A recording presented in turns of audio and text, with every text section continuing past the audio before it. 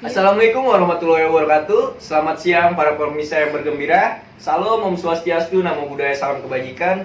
Kembali lagi dalam program ini Talk Show Dimas Aditya selaku pembawa acara Talk Show. Para hadirin sebelumnya, mari kita sambut narasumber kita dari Biro Humas Kementerian Ekonomi Republik Indonesia. Hadirin semua, seperti yang kita ketahui bahwa tema hari ini adalah kebangkitan ekonomi pasca COVID-19. Untuk itu tentu semua harus memiliki informasi dan solusi untuk menyamakan persepsi sebagaimana yang kita harapkan pada seminar kali ini. Sebelum penyajian materi, saya akan menyampaikan sedikit pengantar terkait dengan materi yang akan disampaikan oleh penyaji. Pada dasarnya forum-forum ilmiah seperti ini sangat penting dan menarik untuk kita ikuti karena banyak sekali informasi penting yang disampaikan penyaji yang biasa kita dapatkan. Namun, secara umum penyampaian informasi tersebut akan lebih mudah dipahami apabila diskusi tersebut berjalan dengan efektif. Oleh karena itu, diharapkan kepada kita semua untuk mengikuti diskusi ini dengan sebaik-baiknya. Baiklah, sebelum pramateri menyampaikan materinya, saya sampaikan beberapa ketentuan acara inti kita sebagai berikut. Beri waktu untuk menyampaikan materi sekaligus diskusi selama kurang lebih 10 menit. Dan selama pramateri menyampaikan materi, tidak ada interupsi. Setelah dua pramateri menyampaikan materinya, maka akan dibuka sesi tanya jawab. Kami persilakan kepada pemateri pertama. Untuk itu kepada yang terhormat Ibu Vina kami persilakan. Selamat siang semuanya. Salam sehat untuk kita semua. Semoga kita semua selalu dalam lindungan Tuhan Yang Maha Esa. Kita tahu hingga saat ini negara kita sedang tidak baik-baik saja. Maka dari itu kita sebagai warga negara harus bersatu untuk tetap bertahan dalam situasi di saat ini. Pandemi COVID-19 telah menyebabkan penurunan perekonomian dan aktivitas di berbagai sektor dan wilayah di Indonesia. Walaupun ekonomi shock yang disebabkan oleh pandemi COVID-19 berangsur mereda seiring stabila pasar keuangan domestik dan penglihatannya. Akan tetapi, pengingat sifat yang memukul baik sisi penawar maupun permintaan dari perekonomian, upaya pemulihan masih memerlukan lebih banyak waktu. Pada saat yang sama, penyebaran virus juga belum menunjukkan tanda-tanda berakhir seiring yang masih meningkatnya tren kasus dan kematian terkonfirmasi. Di satu sisi, tuntunan untuk memulai kembali berbagai aktivitas sosial dan ekonomi semakin menguat ditandai dengan dilonggarkannya pembatasan sosial di banyak daerah. Disinilah infrastruktur kesehatan publik yang ada masih belum memadai, sehingga terdapat resiko yang tinggi untuk menggerakkan kembali berbagai roda aktivitas sosial dan ekonomi. Dengan berbagai keterbatasan ini, new normal menjadi salah satu keharusan. New normal juga merupakan sebuah kesempatan untuk melakukan penguatan ekonomi asalkan diiringi penyesuaian prioritas. Di bidang ekonomi krisis yang ditimbulkan oleh pandemi COVID-19 telah berkembang sedemikian rupa dan menyebabkan kontraksi perekonomian global. Tidak seperti krisis-krisis sebelumnya yang memukul bukan hanya sisi permintaan dari perekonomian, namun juga sisi penawaran perekonomian, sehingga daya tekanan terhadap pertumbuhan menjadi sangat dirasakan di banyak negara. Berbagai badan keuangan dunia memperkirakan pandemi COVID-19 akan menyebabkan kontraksi perekonomian dunia sebesar 2,0% sampai 2,8% pada 2020. Dari sebelumnya tumbuh sebesar rata-rata 2,9%. Pada saat yang sama, pandemi COVID-19 diperkirakan juga akan mengurangi arus perdagangan dan investasi global hingga 30%, serta menambah volatilitas pasar keuangan dunia sehingga 215%. Berkurang drastis berbagai aktivitas perekonomian global.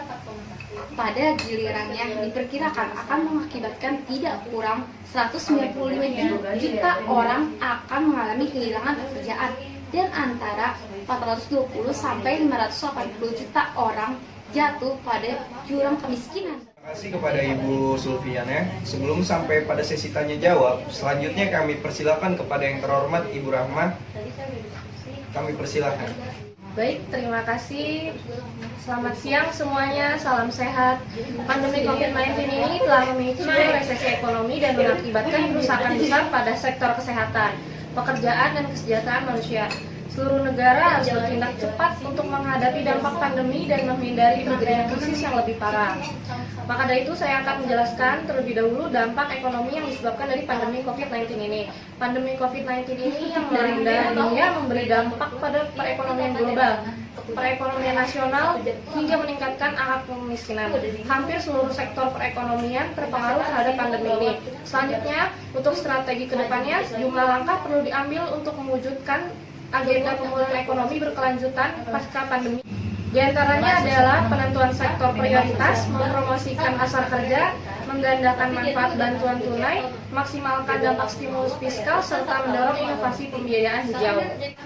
Selanjutnya yaitu untuk kebijakan pemulihan ekonomi nasional. Pemulihan ekonomi nasional ini dilakukan dengan mengambil kebijakan fiskal dan moneter yang komprehensif. Di samping itu, pemerintah juga mengalokasikan dana APBN untuk pemulihan ekonomi sebesar 695,2 triliun. Untuk mencapai tujuan di atas, yang tadi sudah saya sebutkan, terdapat 3 kebijakan yang dilakukan, yaitu peningkatan konsumsi dalam negeri, peningkatan aktivitas dunia usaha, serta menjaga stabilitas ekonomi dan ekspansi moneter.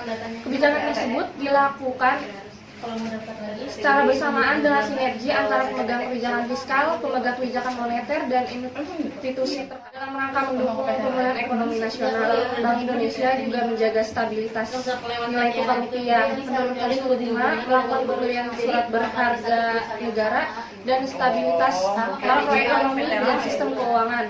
Tujuan penurunan suku bunga adalah untuk meningkatkan likuiditas keuangan, untuk meningkatkan atau mendorong aktivitas dunia usaha. Mari kita bekerja sama untuk membangun sinergi dan memulihkan perekonomian nasional. The only thing that will reduce mankind is corporation. Dari Bertrand Russell. Terima kasih. Hadirin yang kami hormati, demikianlah kedua materi yang telah dibawakan oleh Ibu Sulfina dan Ibu Rahma. Pada materi pertama tadi tentang memetakan jalan penguatan ekonomi pasca pandemi.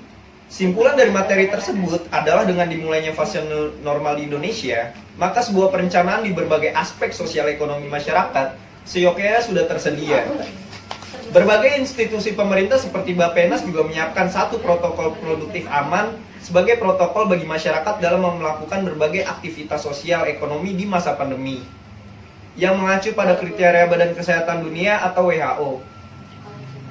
Akan tetapi berbagai protokol ini saja tidak cukup, karena kehadirannya bermaksud sebatas menerapkan tindakan preventif penyebaran virus COVID-19 yang pada akhirnya bertujuan untuk menyelamatkan kehidupan dan penghidupan masyarakat dan mengatur pola aktivitas sosial ekonomi yang dilakukan. Hal ini untuk mencegah terjadinya tumpang tindih kebijakan secara horizontal dan vertikal yang kemudian malah menyebabkan kebingungan masyarakat dan ketidakefektifan dalam penerapannya. Pada materi kedua tadi, yaitu tentang strategi kebijakan pemulihan ekonomi nasional, simpulan dari materi tersebut adalah dampak pandemi COVID-19 terhadap perekonomian nasional dan global sangat terasa pada triwulan 2 tahun 2020.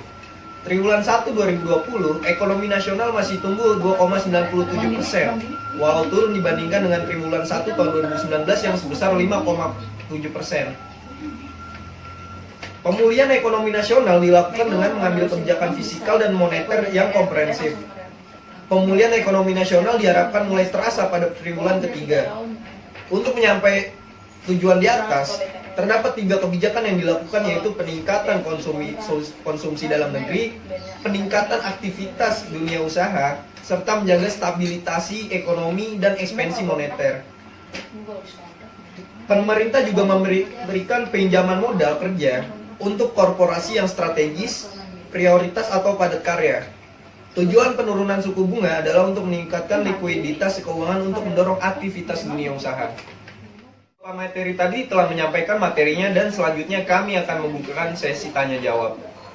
Ada tata cara yang harus ditaati oleh para hadirin sekalian, diantaranya yaitu kepada audiens yang ingin bertanya, dipersilahkan untuk menyebutkan identitasnya sebelum bertanya kepada pramateri. Penanya boleh mengajukan pertanyaan dengan singkat dan padat, serta jelas dengan satu pertanyaan. Baik, langsung saja kepada audiens yang ingin bertanya, kami persilakan. Selamat siang, saya Putri Rahadewi, mahasiswa dari Universitas Dianusantara. Saya mau menanyakan strategi seperti apa yang dilakukan oleh Pemda untuk kedepannya di masa pandemi seperti ini. Oke baik, saya akan menjawab pertanyaan dari Putri. Pemda mempunyai peran strategis dalam mendorong percepatan dan efektivitas pemulihan ekonomi nasional. Pemda memahami struktur ekonomi daerah, demografi, dan kondisi sosial ekonomi masyarakat. Mungkin itu aja yang bisa saya jawab dari Putri. Baik, itu pertanyaan yang sudah dijawab oleh narasumber kita. Mungkin kita sudah masuk dalam penghujung acara. Kami ucapkan terima kasih kepada Pak Materi yang telah menyampaikan materi dengan sangat luar biasa. Hadirin sekalian, demikianlah cara diskusi pada seminar kali ini. Selanjutnya, sebelum kita menutup sesi ini, sekali lagi kami mengucapkan banyak terima kasih kepada penyaji yang telah memberikan banyak informasi kepada kita semua. Dan kami juga mengucapkan terima kasih banyak kepada para audiens atas partisipasinya dalam kegiatan diskusi kali ini. Wassalamualaikum warahmatullahi wabarakatuh. Selamat siang, salam damai sejahtera. Semoga kita selalu diberikan kesehatan di tengah situasi pandemi COVID-19 ini.